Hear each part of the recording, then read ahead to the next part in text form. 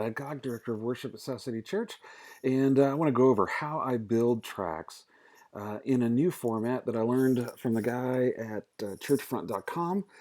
He has been so helpful and has really helped create flow using Ableton tracks in worship services.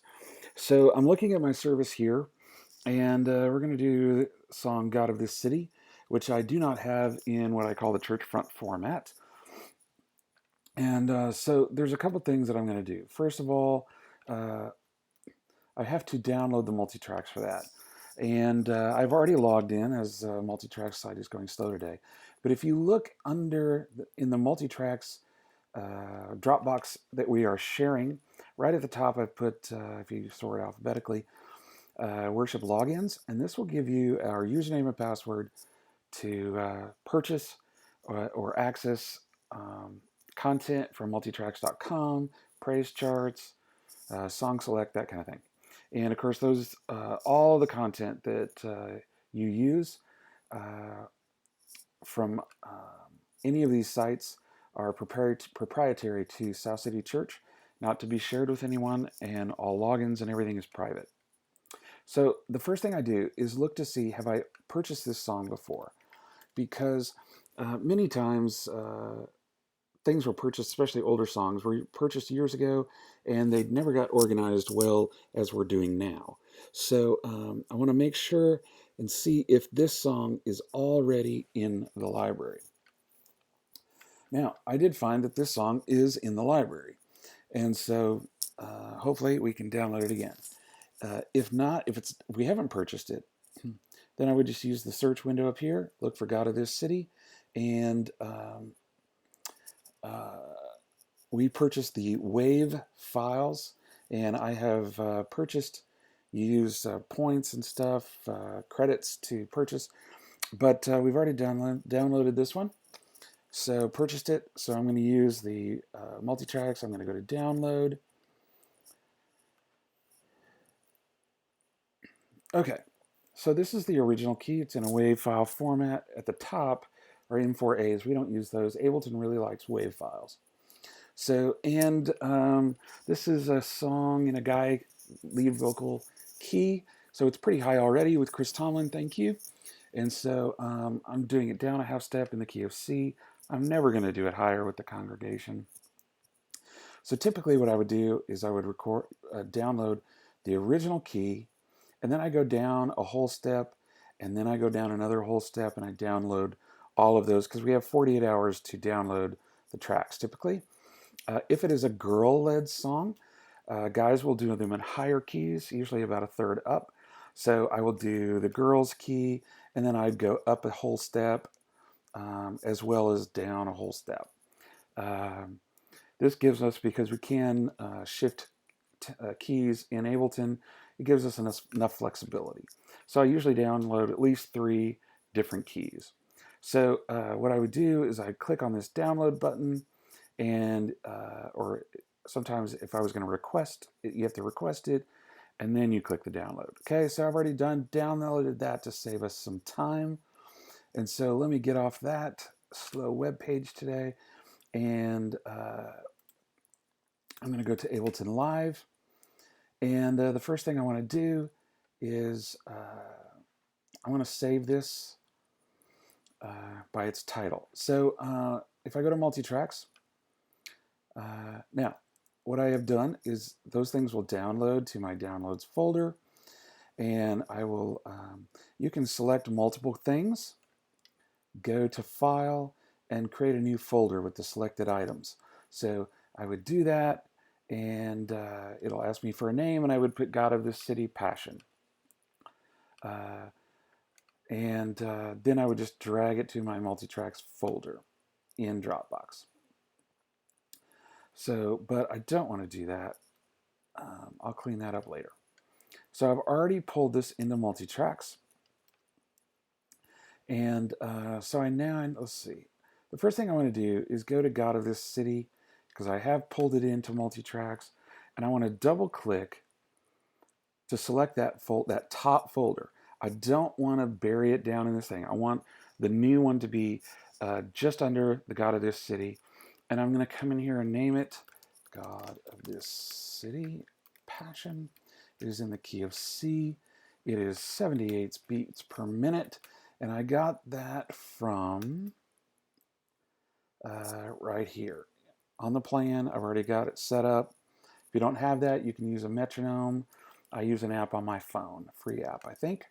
So it's in the key of C. It is 78 beats per minute. And I put in CF because it's the church front format, and PP for ProPresenter, because this is what the file I will use when I'm creating ProPresenter files if we want to automate those. I'm going to hit save. I've already got it there. Let's say yes. I'm going to replace it. Okay, so I now have this blank file. So I have named it. The second step I'm going to do is come in here and set the tempo. So I click on here under tempo. This is just a MIDI clip that allows us to set the tempo. I'm going to click on it to select it and come down here to sequence BPM. I will click in the window and hit 78 and hit enter. Then if I take it off of leader and put it back on leader, now when I hit the space bar and kind of play the song, this switches, it's dimmed out, showing that this is controlling the tempo, not this, and that this track is the leader. To double click on the stop button takes the cursor to the beginning of the song. All right, so next I'm going to rename this MIDI clip so that I know what the tempo is. And I'm going to do that by, you can rename or Command R. Learning these short keystrokes helps a ton, and we're going to use it a lot. So I'm going to come in here. I've clicked on that file. I'm going to hit Command R and rename it 78 BPM in all caps. So that's just, I now have a mental thing, and when I drag 5 songs in, I'll know what that tempo is at a glance. Okay, so I've got my tempo set. I've got my tempo renamed. The next thing I want to do is bring in the original recording. And you see I've defaulted the volume to -7. I find dB. I find that helps a lot. So I'm going to go to the song in Planning Center, and I would come down here. Here's the recording. And I would download that. That will download in my downloads folder. So if I go here, God of this City, I don't need that one. But this is the original recording in the key of C. Now, if I'm using the original recording that is not in the key of C, then I would have to, I can transpose that, and I'll show you how to do that. But I'm going to, using Command Tab, switch over to Ableton Live. Command Tab, get to my Finder window. I'm going to click on the icon itself and drag it in. I'm going to click on the file itself and drag it in. And I'm going to take this almost all the way in because we need to start this at measure 3. Okay, so a little quick, I can come up here to the beginning of the track and it turns to a magnifying glass. If I pull down, it will zoom in and I can see, but what I know is there's a lot of clapping. Let me turn this on. Let me turn on our metronome. Okay, so what I do is I turn the track off by default and I use the solo button. So I'm listening to all the tracks when I import them, or I can solo and listen to the original recording. So we have all this clapping. Okay, and right here is where the beginning of the song is. So just to make things cleaner and easier, I'm going to pull this in. I'm going to grab those little, at the top is the fade in volume. Okay, and I want this to be at the beginning of measure 3. I accidentally drag it up on a MIDI file. Hold on, let me scoot this over. Okay, so I'm going to zoom in a little more. Let's get over here. Okay, so I'm just sliding around with 2 fingers on my trackpad. Let's see where this. So in the waveform, and I can't get right on it because Ableton is snapping to grid. So if I go under options, you see that command 4 is snap to grid. So I'm going to hit command 4, and so now I can slide around anywhere, and I can select anywhere, any micro, whatever I want. And I want to put, this is the beginning of the, I want to put that at the downbeat of measure 3. And I'm going to just eyeball this. Okay, I am close, but I can see looking back at other bars, I am not dead on it. So I'm going to use, with the clip selected, I'm going to use my arrow keys, and I can backwards and forward this until things line up. And I see that this is lined up. Let's give it a listen. With the metronome on, and now I'm in time. So now my original recording is in time with the music. Okay, I'm going to grab the left side and just kind of back out. And I can see measure 1, beat 2, beat 3, beat 4, measure 2, and so on. All right, so now that I've got my original recording in there, I can minimize that because I don't need to see it anymore. And now I need to pull in my tracks. I'm going to click this open window, and I'm going to select multi-tracks, which I have added by going add folder. And if you add folder, it pulls up your window. I'll go to my Dropbox. I have my worship resources, and in that is multi-tracks. And I'll just hit open, and it'll add it to this side over here. But I've already added that as a quick thing, so as I have done my downloads folder as well. So that just helps me. So I click on multi-tracks, and now I have to find God of this city. So here is God of this city. And pretend these are not here as if I haven't done them before. Matter of fact, I don't want to get confused. So if you'll pardon me just for a moment, I'm going to go here and go to the city. And okay. I think we're good. Okay. I don't know why there's two of them, but we'll just keep going. All right. So, oh, because we saved here, one of them is here. I think one of these is an earlier one. Can I do that? No. Okay. So what I want to do, though, is this is the original multi-track.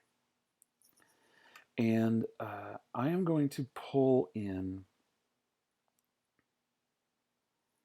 these files here.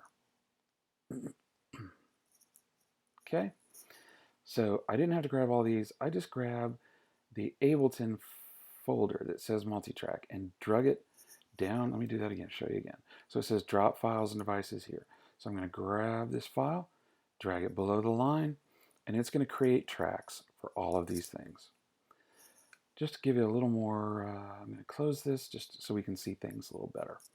All right, so what I want to do is grab, you'll see that the click and the guide are together, and I'm going to grab the first one, hold down my shift key and select the second one, and then I just want to drag those to the top.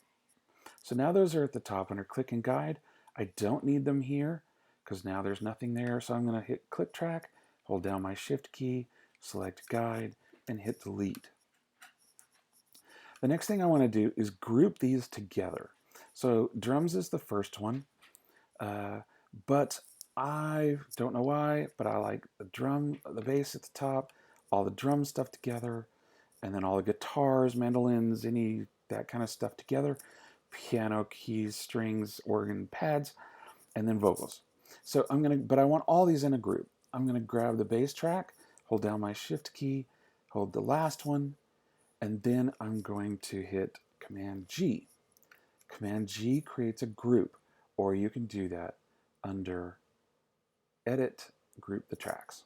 Okay, so I have grouped all these tracks under this. Now I need to rename it. To rename it is Command R for rename, or you can come here and go rename under Edit. But learning these shortcuts helps a lot. So now I'm going to, with all caps, go God of this city, enter. All right, so this will help us later on when we're building all our sets together. And so I've got all my things together. I've got my click and guide tracks up at the top, and I'm going to turn off solo, which turns on. You know, it deselects all these things. So now I can listen in and see how we're doing. 2, 1, 2, 3, 4. And let's see if everything lines up.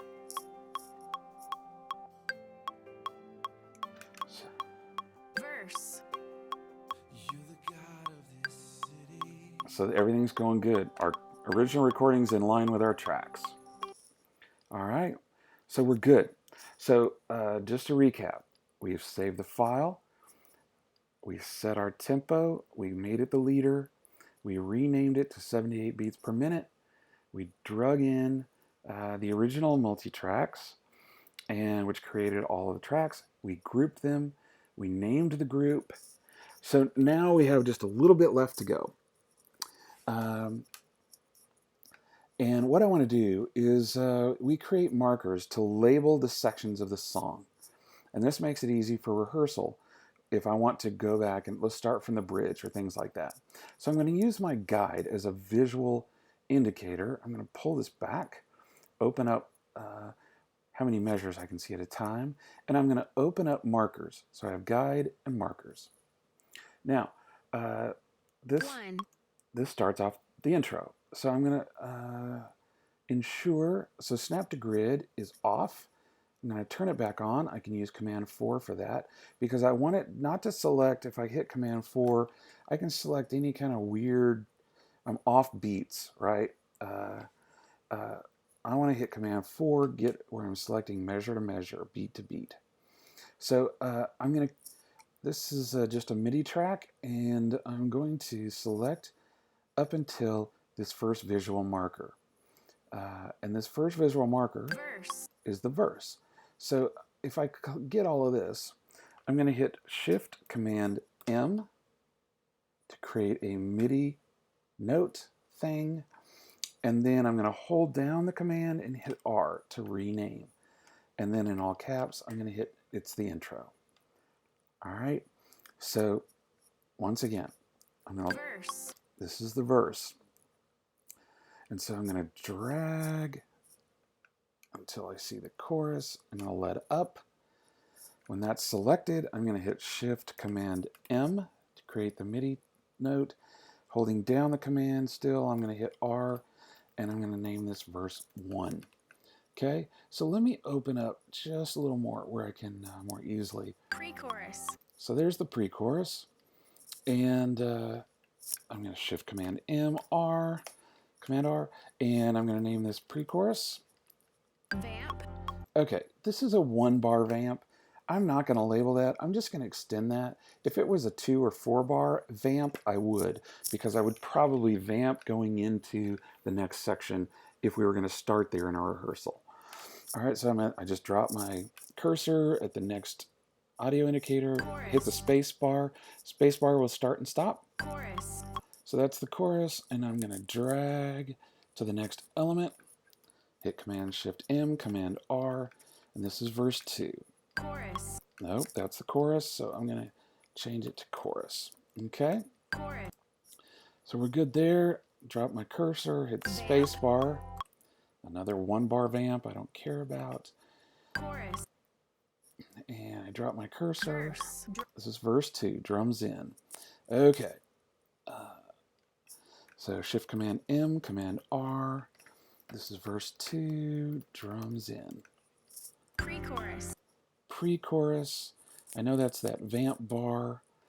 So I'm going to Shift Command M, Command R. This is pre-chorus. And I can see that there's a couple things being said here. Chorus. All in. All right, so chorus all in. I'm just dragging to get here. Shift Command M, Command R. Chorus all in. Enter. Chorus. A repeat of the chorus. Shift Command N, Command R. CH for chorus. Enter. Solo.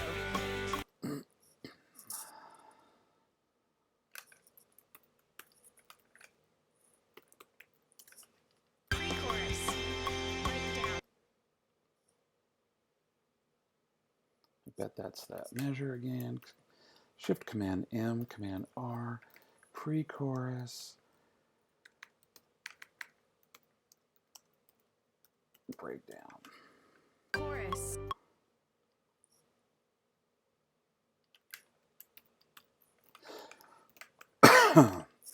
Chorus. Chorus. All in. Okay.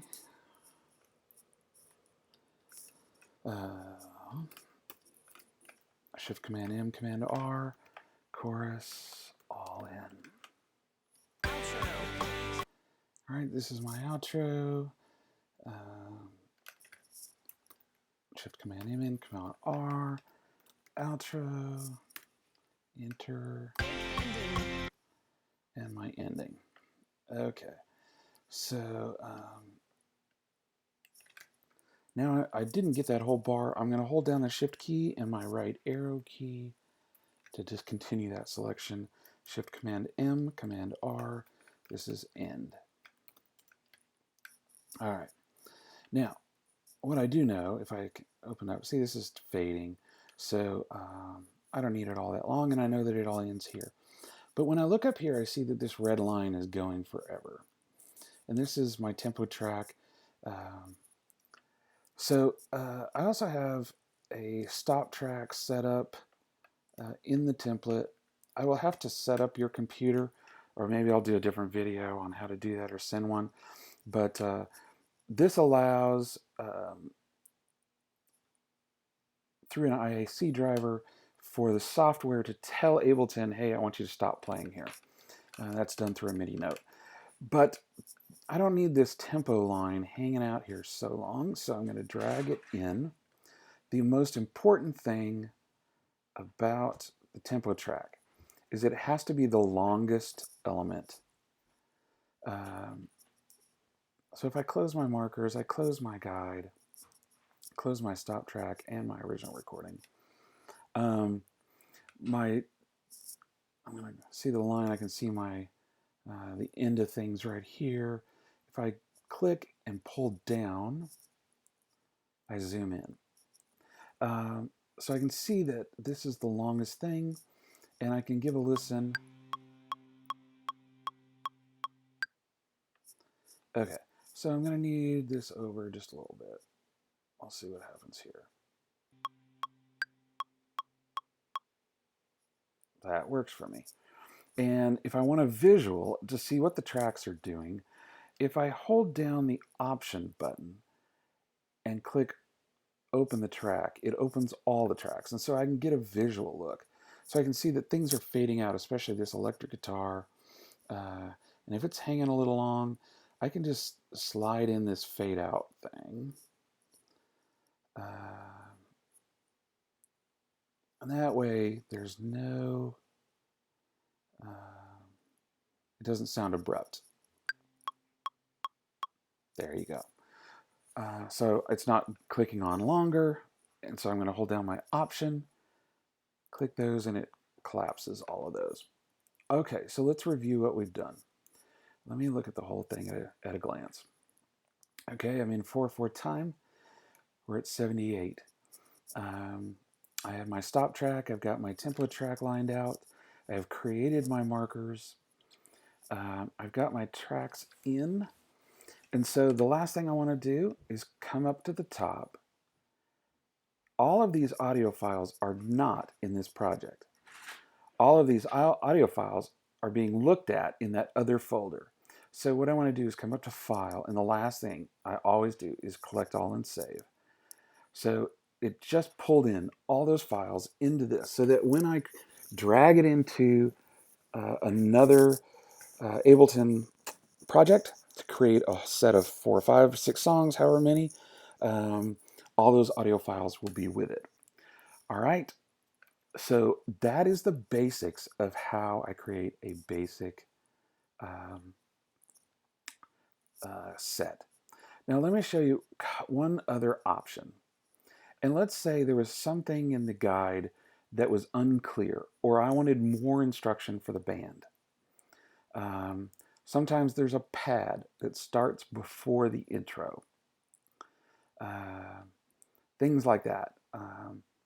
Let me come and zoom in here at the beginning of the track.